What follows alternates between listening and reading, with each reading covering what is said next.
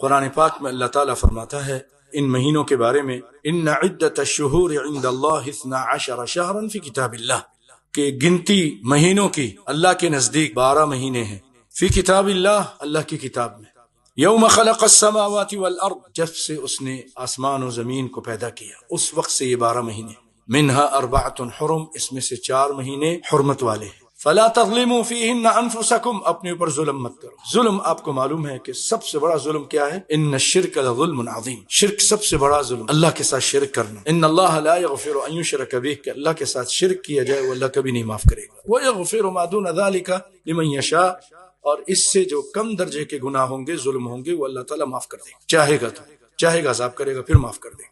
یہ مہینے کون سے ہیں بھائیوں؟